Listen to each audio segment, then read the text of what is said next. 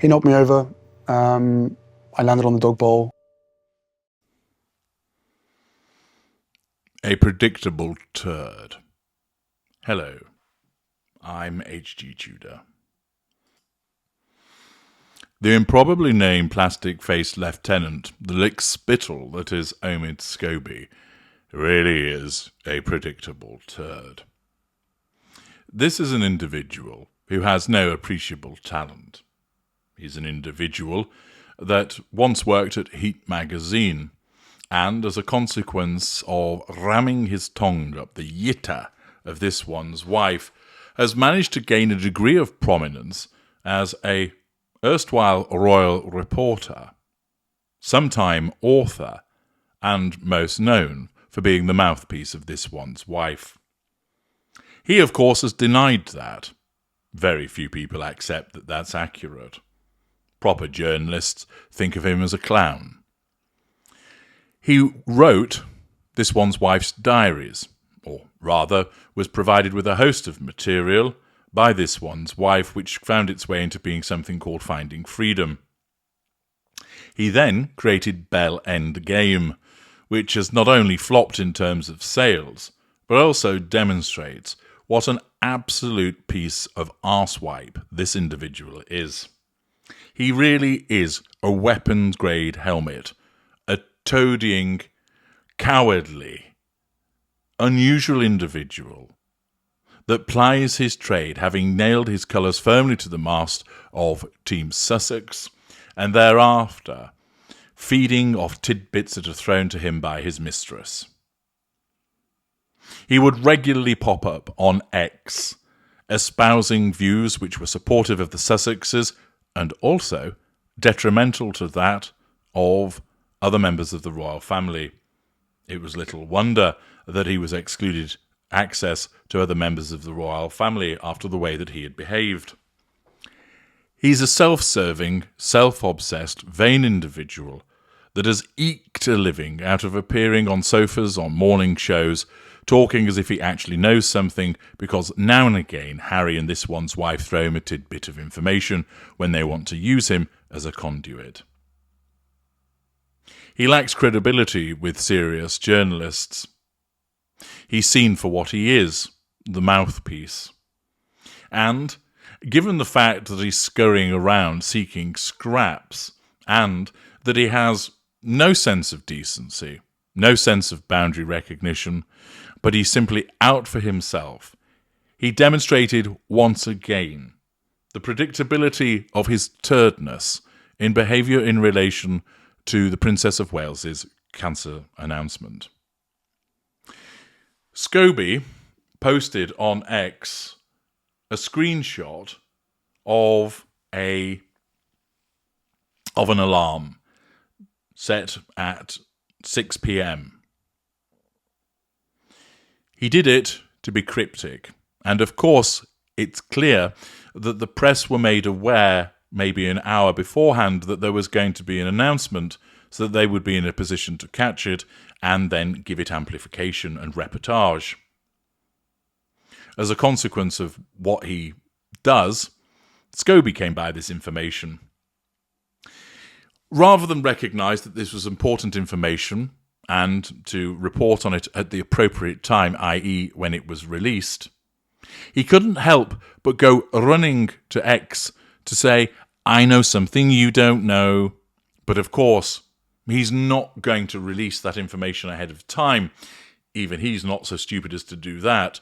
But he can't help himself but draw attention to himself using the announcement of somebody else by showing, look, there's going to be something coming. I know, you don't.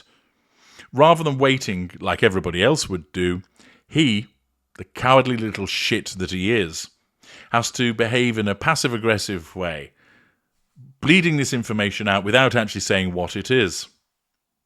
Predictably, he faced huge backlash. The Mail Online has reported, via Oliver Price, Omid Scobie has now deleted a tasteless screenshot of an alarm clock set for 6 p.m, the exact time Princess Kate released her heartbreaking statement revealing her cancer diagnosis, after a huge backlash. The Bell End Game author, 42, this afternoon posted a screenshot to his followers on X of an alarm clock app being set to 6 p.m. at 4:59 p.m. this afternoon, 1 hour before the public knew it was coming. Mr. Scobie's post caused much speculation from fans about what was set to be announced, with many asking what announcement he was teasing. But it appears that Scobie then deleted the post after he was criticised online around an hour after the release message from the Princess of Wales. This behaviour demonstrates that how he's unable to recognise that his behaviour would cause outrage because he has no emotional empathy, that he is self-absorbed and can only think about what would matter for him. And then, of course, when he faces this outrage and backlash, the only thing that he's able to do is withdraw the message. There's no apology. There's no, I shouldn't have done that, although this is an implicit acknowledgement of doing so, but it's done to seek to nullify the repeated threats to control that are posed by the backlash that he's experienced. One user, Laura, replied to his post tweeting, "Disgusting man, literal shame on you." Another social media user, Imogen Patel, wrote, "Will you now shut up, Scobie? Are you happy now?" Accordingly, it's hardly a surprise that lieutenant of the Sussexes, which shows the company that he keeps and the way that he behaves, are very similar indeed. An odious, superficial, wafer-thin individual, lacking scruples and any kind of moral fibre, deems that it is appropriate to try and upstage the message by hinting that he knows that there's something coming, that he can't show the decency of allowing a woman who has been diagnosed with cancer to make the announcement herself, that he cannot help himself, but because he has to demonstrate that he knows something that other people do not, that he has to point out that he's in the know, because his self-absorption is more important than the recognition that there is a woman who is unwell, who has faced a tough time as of late, but because, of course, she's on the other side, he has no emotional empathy for her and deems that it is appropriate for him to behave in this way. It demonstrates as well what an utter wanker he is, that he cannot conduct himself with any dignity. There are more sophisticated narcissists that would recognise it's not appropriate to preempt what's coming. Just sit and wait, and then utilise it. For their own needs, of course, but they will do so in a more sophisticated way. He's such a turd that he has to let you all know that he's in possession of some information to make him feel special, because without it, he's really a nobody. He has suffered as of late. The Sussexes aren't as pally with him as they once were. He's not getting as much information as he once did. Bell Endgame proved to be a flop and also demonstrated what a turd he is as a consequence of the royal racist disclosure, which he, of course, shrieked about trying to blame the translator, when it was apparent to everybody else that he clearly passed that information to the translator, and all she had done was translate precisely the manuscript that he had sent her. It was disingenuous of Scobie, and this is likely to prove problematic for him again. He also is on the downward spiral, but like others, he strapped himself to the Sussexes and has nowhere else to go. But it is just demonstrative, isn't it, of the type of individuals that the Sussexes keep around them. An improbably named plastic-faced lieutenant that has told repeated lies about his age, that has told lies about his involvement in certain things, that has lied about the royal racist incident.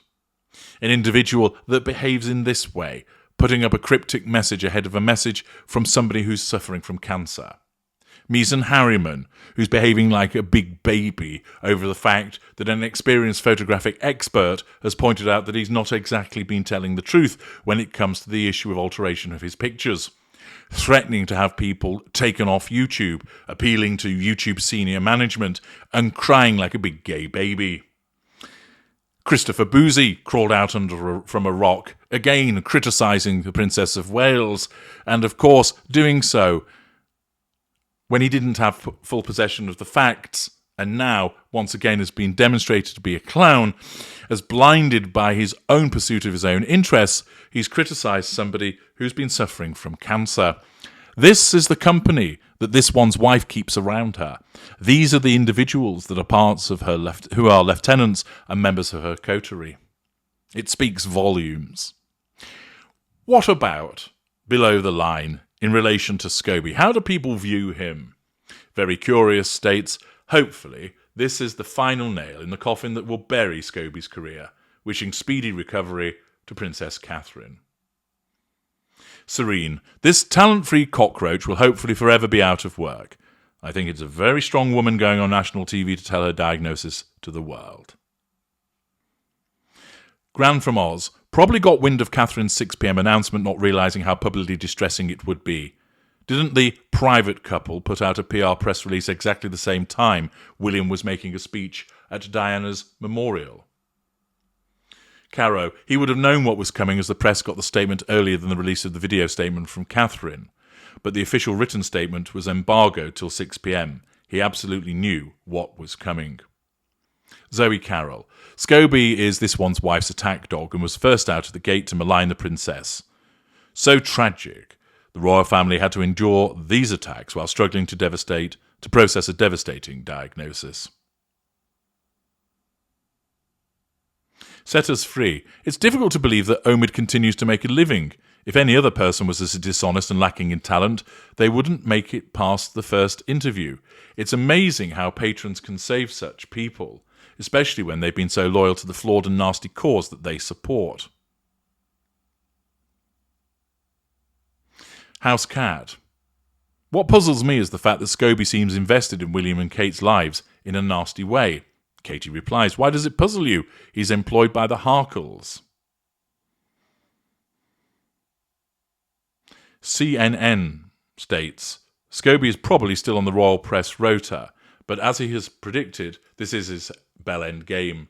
He has even served his purpose for this one's wife and has hopefully saved some money for his future, as he will never get any work again. Beau Brummel, he is pond life. Kindest wishes to her and the family. GMAA, can't he just delete himself out? Jane Mansfield, I see why Omid is best is with this one's wife and Harry. No favourable comments about the improbably named plastic individual rather. And once again, Omid Scobie demonstrating his own credentials, driven by the company that he keeps, to demonstrate to us all that he is quite simply a predictable turd. I'm H.G. Tudor. Thank you for listening.